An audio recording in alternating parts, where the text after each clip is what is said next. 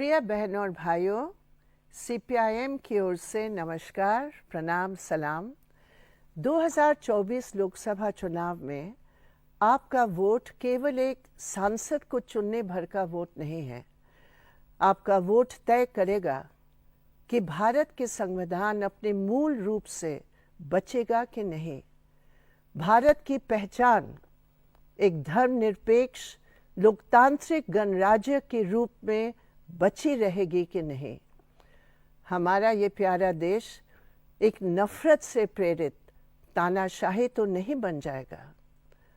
भाजपा की सरकार ने अपने 10 साल के शासन में हमारे संविधान के 4 मूलभूत स्तंभों धर्मनिरपेक्ष लोकतंत्र, आर्थिक संप्रभुता, संवाद और सामाजिक न्याय को योजनाबद्ध तरीके से कमजोर किया है।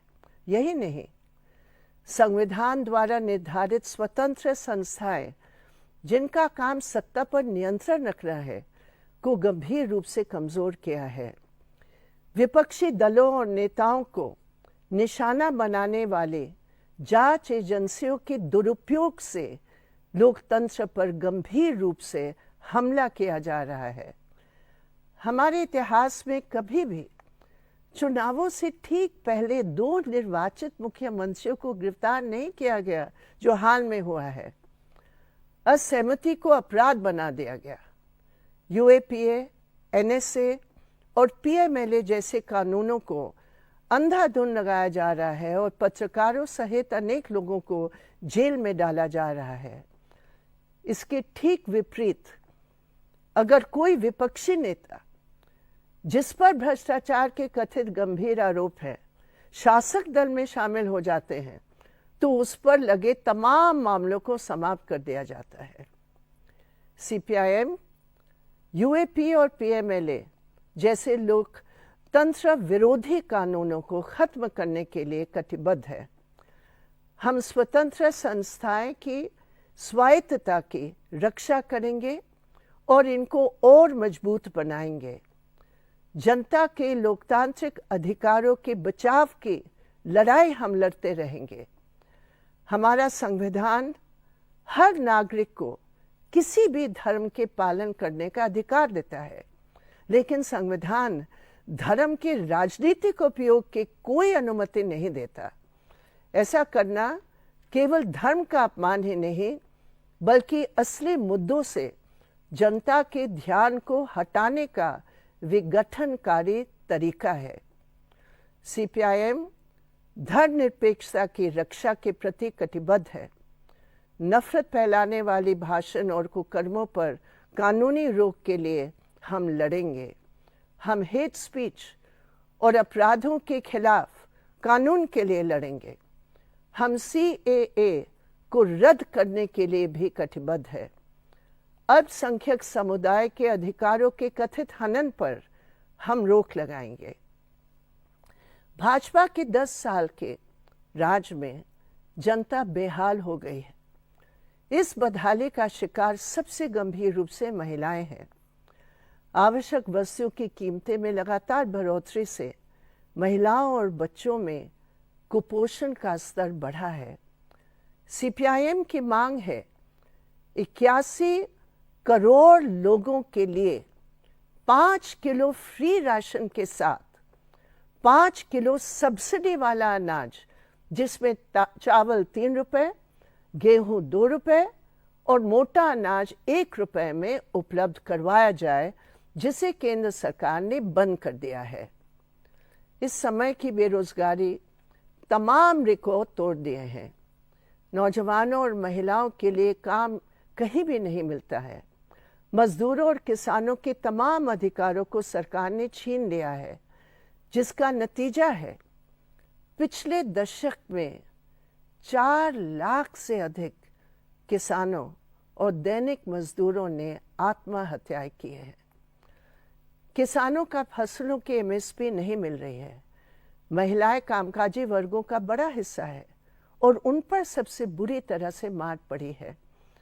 मनरेगा की योजना जो ग्रामीण मजदूरों, जिसमें अधिकांश महिलाएं हैं, के लिए एक जिंदा रहने का साधन है, लेकिन सरकार बजट में लगातार कटौती करके और बकाया वेतन का भुगतान न करके समाप्ति की ओर ले जा रही है।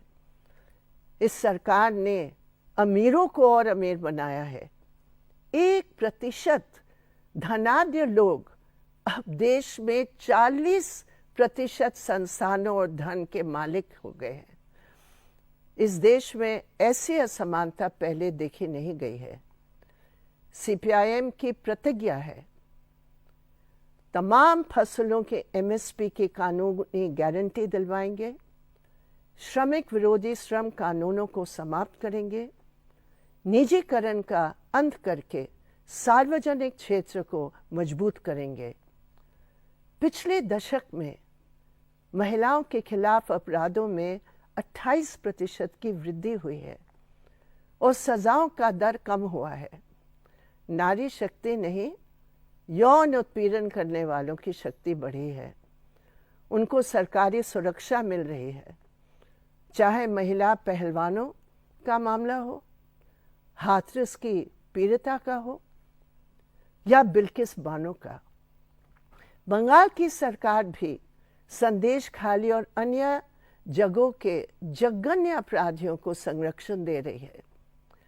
सशक्तिकरण के नाम पर सरकार ने महिलाओं के साथ ठगी करते हुए संसद और विधानसभा में आरक्षण के कानून के क्रियान्वयन को अगली जनगणना और परिसीमन के साथ जोड़कर उसे अनिश्चित काल तक स्थगित कर दिया है।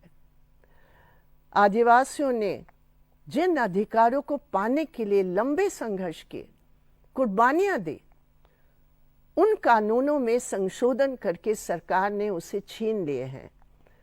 ग्राम सभा के अधिकारों को समाप्त कर दिया, वन अधिकार अधिनियम को कमजोर कर दिया गया। सीपीआईएम आदिवासियों और उनके जल, जंगल और जमीन के अधिकारों को बचाने के लिए कटिबद्ध है।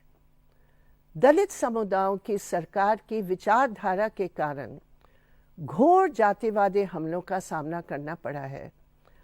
वर्तमान SC/ST आरक्षण कमजोर करने में तमाम उपाय देखने को मिल रहे हैं। जब सरकारी विभागों का काम निजी कंपनियों को दिया जा रहा है और सार्वजनिक क्षेत्र का निजीकरण किया जा रहा है, तो आरक्षित नौकरियां मिलेंगी कहां से? रिक्त स्थान भरे नहीं जा रहे हैं, प्रमोशन हो नहीं रहा है।